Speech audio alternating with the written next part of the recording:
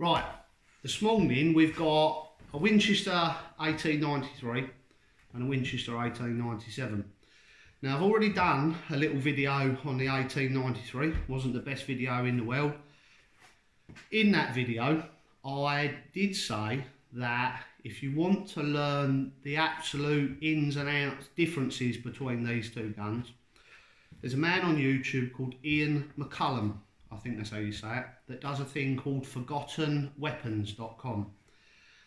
Most evenings I watch some of his reviews, some of his talks about guns. He focuses more on the military stuff, but have a watch of his videos. So we've got here today Winchester 1893, 1897. Now the guns differ ever so slightly. What is nice about these two guns is these two guns are both Damascus barrel guns from the factory. Quite unusual to get Damascus barrels because the era that these guns were made, Damascus barrels started to become unpopular. If you look at the English guns, the side lock ejectors and stuff, they went on to steel barrels in about 1888, 1890, something like that. Well, one of the things that you will see is this 1893 was designed for smokeless black powder with 2 5/8 inch chambers, 67.5mm or something, and the Winchester 1897 was developed for 70mm chambers and nitro-proof powders.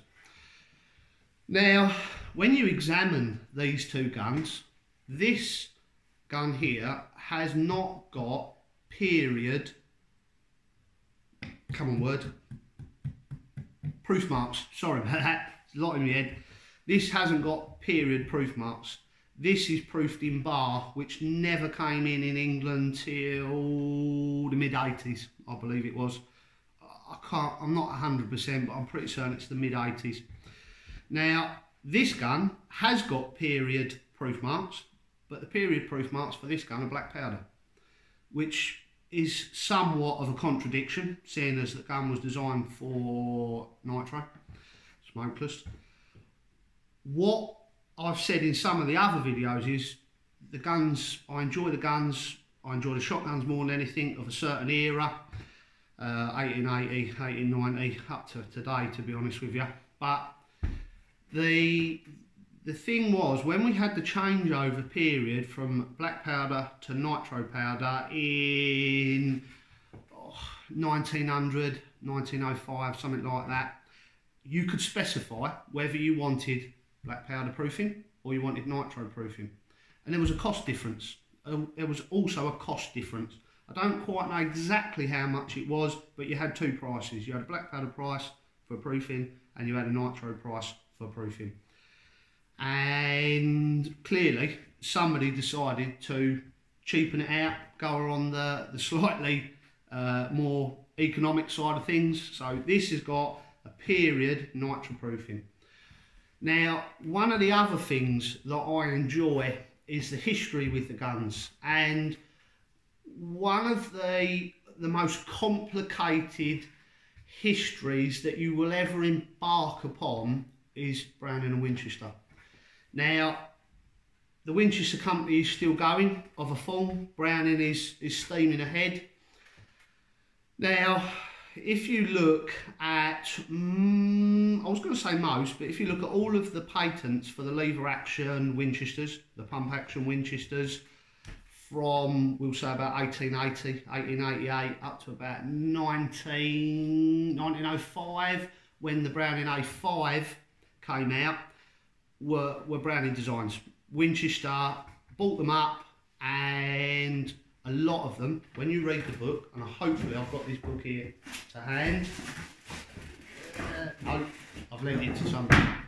I was hoping, aha, this book here. Right, I have just finished reading this book, and I've never read a book from cover to cover before. This is the first one. A very, very good history on Brownings. How much time, Paul? You've got still 5 minutes to go. Lovely. So, a lovely history on Brownings, this book. I suggest you buy it. If you can't buy it, try and borrow it off somebody. and read it. It's his father's early history, it's his early history, and it's got a lot to do with Browning and Winchester combined. So, as I say, the Browning Winchester history for me is one of the most interesting. Now, one of the things that you will see when Browning was designing a lot of his stuff was affordability. He wanted good workmanship at an affordable price. Now, the reason I've done this video without going on to some more B25 Brownings is because the key with the B25 Browning was its affordability. We'll say 1931, it was about $107, $112, which doesn't sound a lot now, but if you go back and work it out, was quite a lot of money. When you put it against the English stuff, the German stuff, it was very affordable in the prices. So what Browning also realised was there was a lot of people out there with more money than reasonably priced money. So, as I said with the last video, this 1893 is a deluxe version. It's a deluxe version because it's got a Damascus barrel, which was an optional extra. It has got, as I said in the other video, a grade 4, grade 5, probably a grade 6 piece of wood there, and it's hand checkered at the Prince of Wales grip. They never made too many of these 1893s. What they did make, Winchester destroyed, and obviously with the passage of time has destroyed them. The 1897 that we've got here is a very similar gun, to be honest with you, and they have made this in field grades, skeet grades, pigeon grades, diamond grades. Now, the reason I mention that is because later on in some of the videos we'll go on to some other things, but this is just a little video, and as I said, if you want to see the absolute ins and out differences of them, watch ForgottenWeapons.com. Ian McCullum, he does a lovely video on the two. In America, these guns are not the most common thing in the world. Here in the UK, they are even less common. There's a few of them out there. Trust me, these two guns are not something that you walk into, not just a normal gun shop, any gun shop, and buy. These come up for sale at auctions, at sealed bid auctions, and they go from collector to collector in the UK. Now, I am not selling these guns. These are part of my own collection. I think that the guns are beautifully made. They've got a little bit of wear, a few knocks and scratches on them. That's what you get with age. I hope people still enjoy the videos. If you would like to talk to me about guns, please give us a buzz.